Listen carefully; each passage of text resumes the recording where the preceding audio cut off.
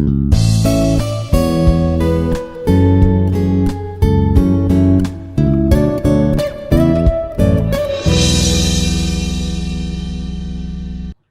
everybody. I'm here with the topic Schrodinger's wave equation, one of the topics in your first module of waves and optics. What is your first module? It is quantum mechanics. This is a very important topic which brought a very diverged way of enhancement in understanding the real physics of matter. Let's go how the Schrodinger's wave equation is formed. This topic is an enhancement or an advancement of my previous lecture, where we have seen the de Broglie hypothesis. We have seen that the de Broglie hypothesis was revealing the dual nature of wave and particle existence in matter. So you now have to recall the significance of the wave-particle duality. If you have observed in my previous lecture, in one of the slides, I have given you the significance of that wave-particle duality. So what is the significance? The major significance is that taking this behavior of light and matter, which is being characterized by the wave-particle duality, you can explain this using a differential equation. And this differential equation represents a wave function. And this differential equation was given by Schrödinger, and hence you call it as a Schrödinger equation. Yes, Schrödinger was given the Nobel Prize in 1933 for developing this equation. And what does this equation end up in? Saying that the behavior of a particle in a field of force or the change of a physical quantity over time can be described very well with this Schrödinger equation. If someone asks you what is Schrödinger equation, what should you define it? Schrödinger equation is defined as linear partial differential equation which is described by using wave function psi. So this wave function psi is very important. It has a lot of significance physically when describing matter, the behavior of the particle in the form of a wave when you take any form of matter. We will look into it in the coming minutes.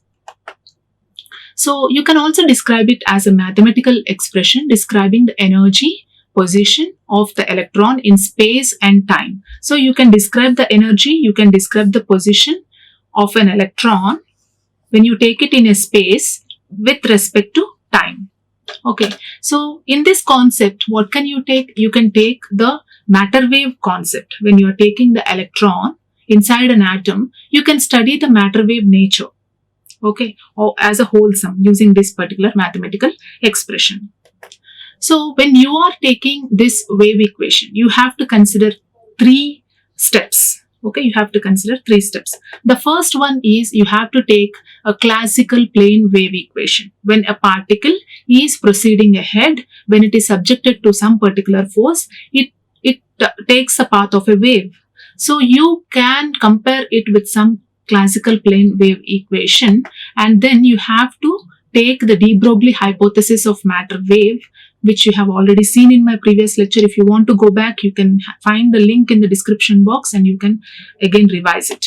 And then you have to take the conservation of energy. Why? Because when an electron is subjected to some particular force, it undergoes a change in energy as well as the position as well as the velocity, and hence, right? So because of the change in position and the velocity, it undergoes a change in the energy and the energy stays conserved. Okay, so you have to take this law of conservation of energy into consideration. This is a very important step. Okay, so if you can take this particular series, then it will be very easy for you to go ahead.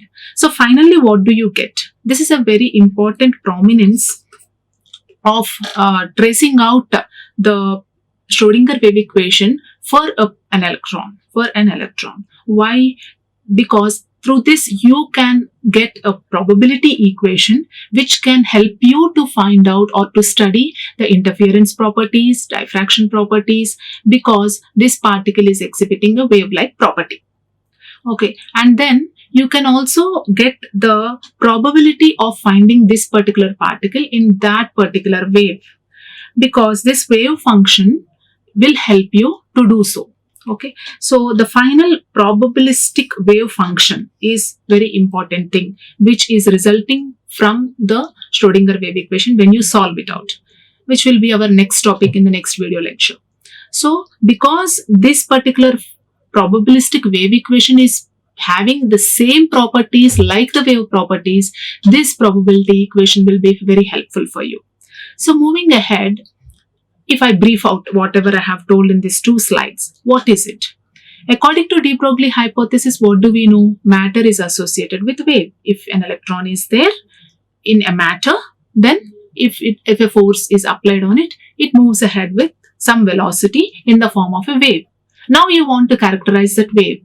If you want to characterize that wave, you need something like, yes, what do you need? You may need the wavelength, right? Lambda. You may need the wavelength lambda, and you may need the frequency mu, and you also need amplitude. These 3 are must to characterize an electromagnetic wave.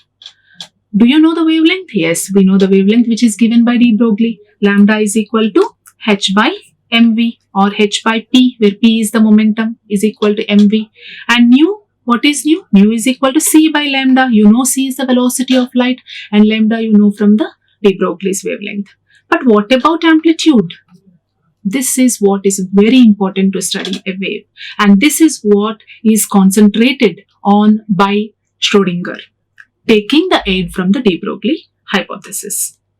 So the second order complex differential equation, which is derived by Schrodinger, it will be helpful for you in the form of both time dependent and time independent. You can study the properties of the movement of an electron with respect to time and independent of time also. In such a way, you can derive this particular second order differential equation. And this, both of them are denoted by the wave function. What is exactly a wave function? The concept of wave function was introduced in the year 1925 with the help of the Schrodinger equation. So both go one in one. Okay, it's not independent. Both of them are not independent, but both of them go one by one.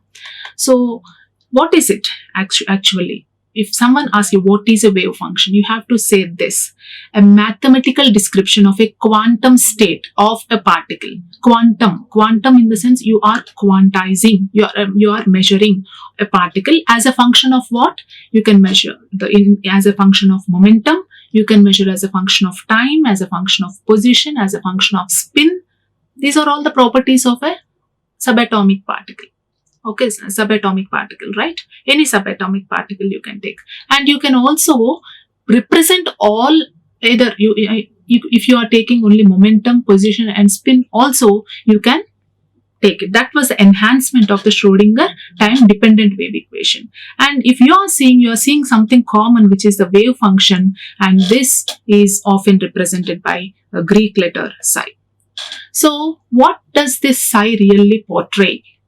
What does it portrays? It always portrays all the physical quantities as a series of quantum states. Like, for suppose, as a series of quantum states means you can take it as x comma t. If you are taking in along x direction, if you are taking along 2 dimensions x comma y in particular time t, even like x comma y comma z in 3 dimensions. Okay, that's what it means. And along with the probability of a system given in a state. Along with this, in this particular x, y time, at a particular time t, you can give the probability of the existence of that particular subatomic particle in a given state. So that is the beauty of this wave equation.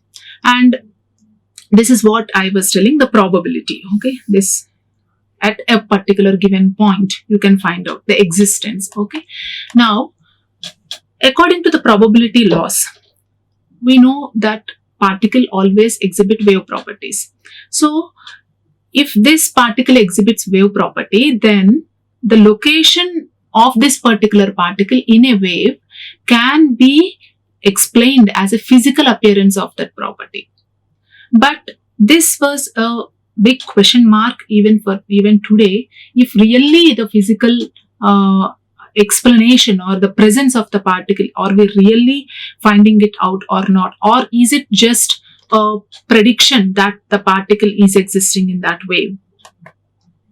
So by using a wave function, the probability of finding an electron within the matter wave can be explained. This is the whole essence of whatever I have discussed till now. So what does it include? What does really, if you look at psi, what do you see? It is a imaginary number, and it is a complex imaginary number, and when you square it, you get a real number solution resulting in the position. I'll tell you what it is. So if you go into the properties of a wave function, it is a measurable information about the particle which can be achieved. That's what I have told you. You can get the probability of the existence of that particle in a wave. And this always should be a continuous and single valued. Okay, that's what. If only if it is a single value, then you can measure it. You can't say, yes, it can exhibit 2, 3 times. No, right? You can, there is a probability for the particle to exhibit 2 times. Okay, to exist, sorry, it's not exhibit, to exist 2 times there is a chance. Probability means chance, right? So you can't take it as more than single value. That's very meaningless. That's what this point mentions. And you can get, if you go ahead, you can also calculate the energy of that particular particle, which we will be seeing in the next video lecture. There we will apply the Schrodinger wave equation on a real subatomic particle, taking some conditions on it. And you can also take in 3 dimensions, and you can establish the wave equation and study the probability distribution. And the wave function has no direct physical meaning, but it is a complex quantity which represents the variation of the matter wave as the particle varies. And statistically, you are connecting the particle nature with its wave nature. So if you are taking psi, for example, let me take psi. If it is a complex, like let me take it as 3 plus 2i. And then what is this psi star? Psi star will be 3 minus 2i, the conjugate. So what will be psi star? Psi star will be 3 plus 2i into 3 minus 2i. So this will definitely give you some number, maybe 13, right? So this is giving you the probability density of one particular point. How do you take that particular point? I'll tell you. Suppose if you are taking in a volume dx dy dz, then you have to take mod psi square dx dy dz. If it is equal to 1, then this means that that particle exists in that particular volume dx dy dz. Somewhere in some space you are taking, okay, in some space. Then space means there is no limit. Hence you have to take this limits as minus infinity to plus infinity, and the same probability density psi square dx dy dz. If you are getting it as 1, that means there is a probability that the particle is existing in that particular volume dx dy dz. If it's not equal to 1, it is 0, that means there's no particle existing there. So this condition where you are getting the probability of a particle to exist in particular space as representing in the form of a mathematical number 1, assuring you its presence, is known as normalization condition. So if the wave function is satisfying this above condition, you can call that the wave function is normalized. So this is known as normalization condition. You have to understand this. This is a very important point. So what are the benefits of the Schrodinger wave equation? You might have understood very well. What is it? Let me revise it once again. So this gives you a detailed account of the form of wave functions or probability waves when the particle is moving. That means indirectly I can say that it is controlling the motion of the particles. The wave is controlling the motion of the particles in one concept if we understand. And it also describes how these waves are influenced by the external factors like time or anything else. If you are subjecting it to some force, even you can also try to understand how that force is being exerted onto this particular particle. That's what it means by the external factors. And it also gives you the details about the behavior of the electron. You can understand after you get it, even though this electron is attached to this nucleus in an atom, you are now able to understand the behavior of an electron after this Schrodinger wave equation came into existence. And if you even go ahead, you can also find out the time dependent Schrodinger wave equation and the time evolution, how the wave function is evoluting with time also can be understood. And throughout all these things, if you consider the force with a conservative field, then it's really easy to understand the system. This was not able to be possible before the invention of the Schrodinger wave equation. So, how really is the Schrodinger wave equation derived?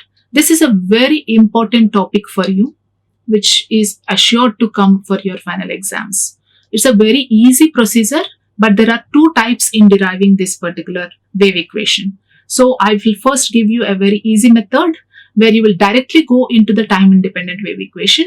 And in the second method, first we will derive the time dependent wave equation. From that, we will go for the time independent wave equation. Let's come along with me. We'll go into the first method. So now here you are taking a particle of mass m moving with a velocity v. So it is associated with a group of waves. That's clear. So now you are taking a wave function, because Schrodinger told very well that if you want to understand this particle, it have to be understood with respect to its characterized features like the space, momentum and all, and the time, right? So this is the psi, the wave function, which gathers all this information, whichever I have told you till now. And now let us consider the first step which I have told you in my previous slide. What is it? First you have to consider a classical wave equation. So let us consider that this wave is similar to a progressive wave. Okay. So the progressive wave equation is psi is equal to psi naught into sine of omega t minus kx. So what is omega? Omega is the angular frequency. It is the angular frequency. I can write it in terms of normal frequency as 2 pi nu. You know it very well, right? And k is the wave vector. Wave vector, which is given in terms of the wavelength as 2 pi by lambda. So you know x is the displacement and this psi naught is the amplitude. This psi naught is the amplitude. And this psi is a function of displacement and time as well. So now let us differentiate it with respect to x. When you differentiate it with respect to x, what do you get? Psi naught into sine. Sine of x is cos x. Okay. So what do you get now? Sine of omega t minus kx. Minus kx. So if you differentiate it, you get cos of omega t minus kx into, now you are differentiating it with partial differentiating with respect to x. Partial differentiating with respect to x. But this is term which doesn't have x, it is having t. So you can't differentiate it. So now if you differentiate this, you get what? Minus k. That's what you got here as minus k into cos of omega t minus kx. You differentiate it once again. Once again, when you differentiate it, what will you get now? Cos x is minus sine. So minus sine of omega t minus kx into, now again what will happen? Again you have to differentiate this. Sine of x means x you have to differentiate, right? So omega t minus kx, if you differentiate, you will get minus k, and here already this minus k is there here, so you will get minus k. So minus k into minus k becomes k square, but this minus also is there here. That's how you get minus k square into sine of omega t minus kx. I hope you are following me. It's a very simple differentiation partially with respect to x. So now you can take this psi naught of omega t minus kx as what from equation number 1? It is psi. So substitute that as here, as you will get as psi, then you will get it as minus k square into psi. So if you bring just this RHS to the LHS, you are ending up in equation number 2. So what is k? K is equal to 2 pi by lambda. So substitute that k is equal to 2 pi by lambda here. So what do you get? K is equal to 2 pi by lambda. K square will be 2 square, pi square by lambda square. So you get it as 4 pi square by lambda square. That's how you end up in equation number 3. If you move ahead, you are now in your hand, you have this equation which we have decided in the previous slide. I have just copied it here. Now, what do you know lambda? The de Broglie's wavelength. We know lambda is equal to h by p, that is h by mv, because here you have taken a particle of mass m traveling with a velocity v. So now let us substitute this lambda is equal to h by mv. So what do you get? Dou square psi by dou x square plus 4 pi square by lambda is h by mv, h square by m square v square. So what does this happen? This goes up into psi equal to 0. So if this m square v square goes up, you will end up in this equation. Right? Now, what is the next step? In my first slide of introduction of the Schrodinger wave equation, I have told you first you have to take the classical wave equation. Next you have to apply the de Broglie concept. Third one, you have to take the conservation of the energy. Now that the particle is moving when it is subjected to a force with a velocity v, it has two types of energies. You know it very well, all through your intermediate you have been studying this. It consists two types of energies. What are they? Kinetic energy and potential energy. Sum up both of them, you will get the total energy of the system. What is the system here? Just a particle. Okay, so now the total energy of the system is kinetic energy K plus potential energy V. So what is kinetic energy? Half mv square. Let V be like that. Okay, because why is it so? Always, if you are studying taking some help of mathematics in physics, it is always like you have to use this as a tool in your problem which is existing. What is our problem now? You have a Schrodinger wave equation and you want to simplify it, taking the behavior of the electron, physical behavior of the electron. Okay, so now you have to get this m square v square value. In order to get this m square v square value, you have now a choice here. From this half mv square, if you solve out, you can get this m square v square value and you can substitute here. So let's move ahead. Half mv square, what will it become? Excuse me. Half mv square, what will it become? This v will go this side. So you will get out as half mv square is equal to E minus V. But what do I need here? M square V square. I need M square V square. So what will I do for M square V square? I can, whatever half mv square is there, if I want M square V square, I just multiply with M half. I just multiply with M. It becomes M into M is M square. V square is already there. If I multiply, then I will have to divide. So now I have M square V square. So now M square V square by 2M is there on the LHS side. So I need M square V square. So this 2M will go to this RHS side. So you get M square V square. Now just take this M square V square and substitute in equation number 4. So equation number 4 becomes dou square psi by dou x square, plus, so if I substitute here, so now what will equation number 4 become? Dou square psi by dou x square plus 4 pi square by h square into m square v square becomes 2m into E minus V into psi equal to 0. So if you solve it out, and we know the Dirac function h bar is equal to h by 2 pi. Okay, so if I can write h bar square is equal to, if I square it, h square by 4 pi square. So from this 4 pi square by h square can be written as what? 1 by h square. Okay, so this will end up as dou square psi by dou x square plus 1 by h bar square into 2m. So this will become 2m by h bar square into E minus V into psi equal to 0. That is what is equation number 5.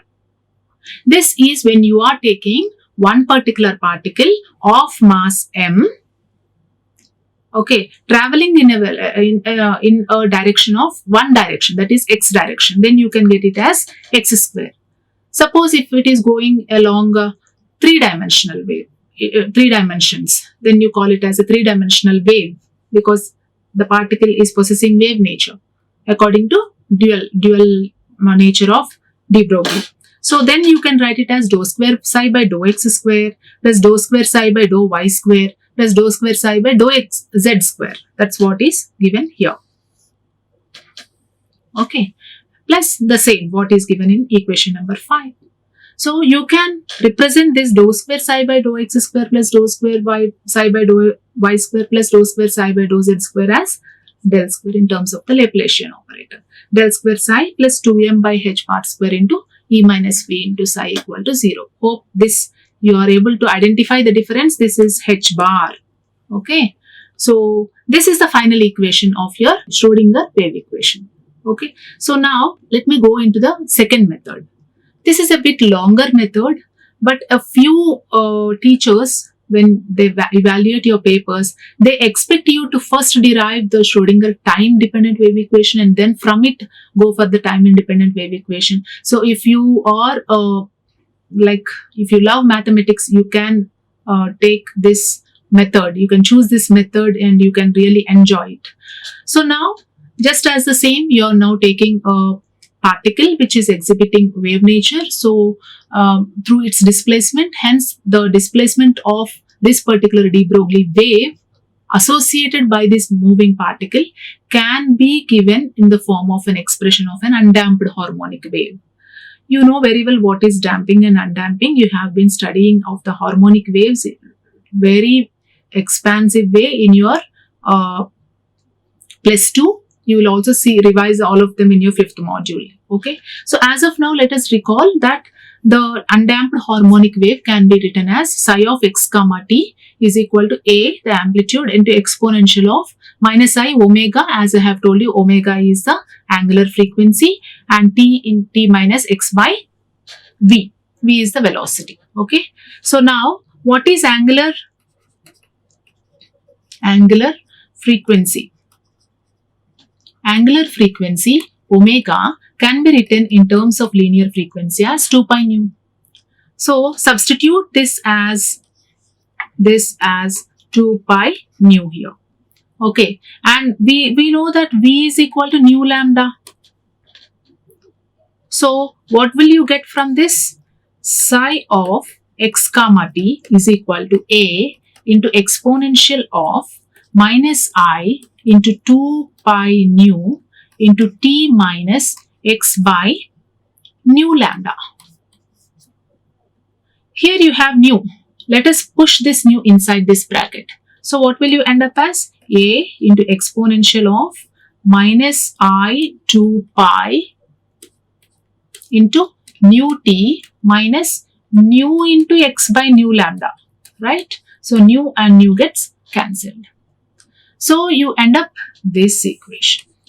That's how this equation comes. And as I have told you already, what is there now? If you know that E is equal to h nu, E is equal to h nu. So nu is equal to E by h. And you know that lambda is equal to h by p. So I want to write it in a separate ink now so that you can take it as a next step. So this is the next step. Okay. So lambda is equal to h by p. Substitute all these things here. Okay. Substitute all these things here and take h bar is equal to h by 2 pi. That's all. You will get this very, very nicely. You can get. Okay. So lambda is equal to what? So this will become et by h minus x by h by p. So what do you get it as?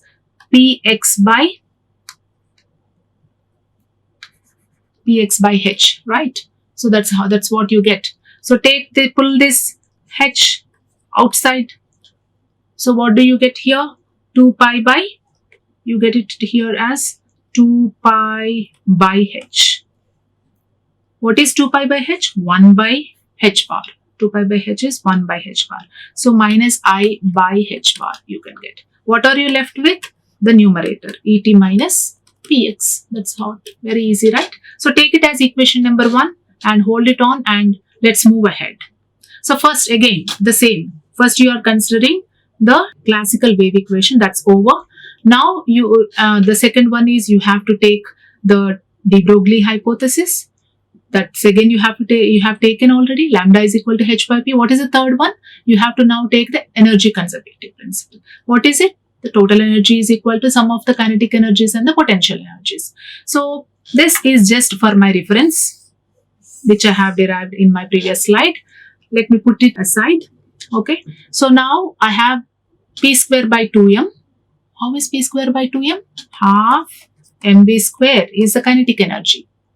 Okay. So if I write it as half m square v square by m, since p is equal to mv, I can write it as p square by 2m. Thus, the kinetic energy in terms of the momentum is p square by 2m. You know it very well. Those who don't know, I'm just allowing them to recall.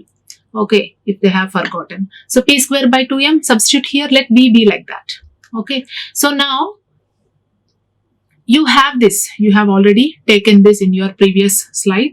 Okay, so maybe you are following me along with me in your notebooks, then it will be very easy for you in spite of just watching. Now you differentiate it once with respect to x, partial differentiation with respect to x. Then what do you get? A differentiation. We know that d by dx of e to the power of x is what? E to the power of x. Suppose if it is e to the power of nx, then you will get n into e to the power of nx. Right? The same principle, the same formula I will apply here. So what is it here? Minus I by h bar into dou by dou x of et minus px. So this term has t, so you can't differentiate. Whereas this term, if you let it inside, what do I get? I px by h bar. Okay, so d by dx of I px by h bar. What do I get? Ip by h bar. So that's what I got it here. Ip by h bar. Now differentiate it again with respect to x. Why am I doing this? You will come to know very nicely in a few minutes. Okay, so now differentiate this again with respect to x. So what do I get? The same e to the power of x into ip by h bar. Now again differentiate, you will get another ip by h bar, right? So I square p square by h bar square. We know that I square is equal to what? Minus 1. So taking that here and taking a into exponential of minus I by h bar into et minus px as psi of x comma t, you get this equation. Okay, when you substitute it, take peacefully a piece of paper and do it. Just a small substitution and pulling this p square psi of x comma t to the right side, you will end up in equation number 3. Now, you have equation number 1 again I have taken here, and you have ended up in this particular equation, and you have p square psi of x comma t is equal to h bar minus h bar square into dou square psi of x comma t by dou x square, which is equation number 2 and equation number 3. Because how did you get this? You have differentiated it twice with respect to x.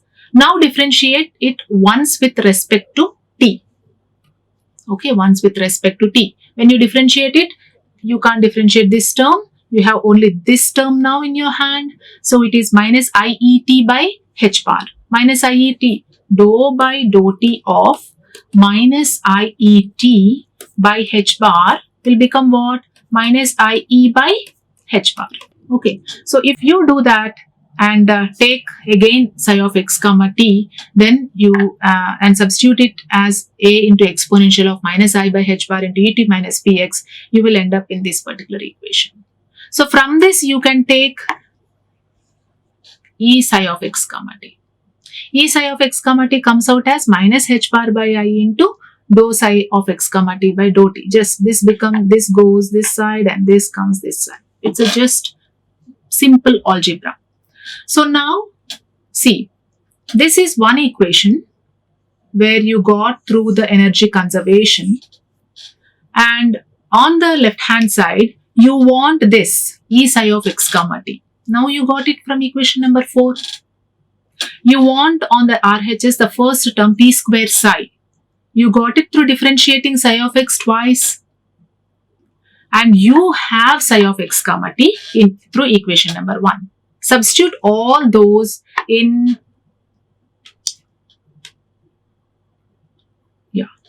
this equation. Okay, in this equation. This is a very important equation which will help you to reach one milestone of this time independent wave equation derivation. So what is it? You just substitute all of them. You will find some things where you have to like take common and cancel. Do it carefully. This will be very interesting, and you will end up in time dependent wave equation. You have t here. This is t. So this is time dependent wave equation. Okay, hold on to this time dependent wave equation, which will be a great tool for you to again use this concept of the psi which you have, and using that weapon you can get rid of this t and get a time independent wave equation. Sorry. So this is the time. What is this? This is time dependent wave equation. Time dependent wave equation. So now you are trying to, I'm sorry, here I have forgot keeping it. It is, let me write, this is independent. Okay, this is independent. So I'm sorry for it. So now you're taking this time dependent wave equation and traveling towards achieving the time independent wave equation. You have this as 1. Okay, so now I can split it into 2 terms. What are the 2 terms? Let me write it here. Psi of x comma t. For your understanding, I want to write it as psi of x comma t is equal to a. I am writing it as capital psi. Let me take it as capital psi. I can split this as e to the power of okay, let me write like this, minus iet by h bar, minus of minus becomes plus ipx by h bar. E to the power of m plus n, e to the power of m plus n becomes e to the power of m into e to the power of n. So a into exponential of minus iet by h bar into exponential of ipx by h bar. What is my enemy now? I want to kick off the t term. Okay, I don't want the t term because now I'm aiming towards time independent. I want to get independence from t. Okay, so I don't have any problem with this x function. So I can write psi of x comma t as a into, let the t term be aside because I have to now see what it is. I have to get rid of it. Okay, and let me take this as psi of x. I just want here to, I have written this separately because I want you to understand what is the difference between this psi and this psi. This is solely a function of x, whereas this is a function of x and t. Okay, so now I can write here as like this if you want. When you are continuing along with me, please do that. Okay, so now again, go for the differentiation of this once with respect to x. What do you get when you differentiate it once with respect to x? A into dou psi of x by dou x into the same term, exponential of minus I by h bar into et. When you differentiate it twice, what do you get? This is dou psi of x comma t by dou x. When you differentiate it twice, dou square by dou x square is equal to a into dou square psi of x by dou x square into the same. Okay, so that's what is here. We have differentiated it twice with respect to x. Now differentiate it once with respect to t. If you differentiate it once with respect to t, psi of x goes aside, sits calmly, and exponential of minus I by h bar into et, you get it as exponential of nx is n into exponential of nx. So this is exponential of nx into n. N is what? Minus I by h bar. So now you have dou psi of x comma t by dou t. You have dou square psi of x comma t by dou x square. And now you can use both of this into this time dependent wave equation, because you need them. See here, you have dou square psi of x comma t by dou x square, and you have this value here, right? And you need dou psi of x comma t by dou t. You have the value here. You need psi of x comma t. Maybe you can use this. Take all of this and dump it into this particular time dependent wave equation. So this is what I have given for you to understand it, and take these three values, substitute it here, and then you will end up in this particular time independent wave equation. You don't have t term here. So this is your final time independent wave equation. Okay. Thank you. I hope you have followed me throughout this mathematical calculations, and let's apply this Schrodinger wave equation on an electron, subjecting it to some particular restrictive conditions in my next video lecture. Hope I'll see you all in my next video lecture. Thank you and goodbye. Like, share and subscribe. Hit the bell icon for more updates.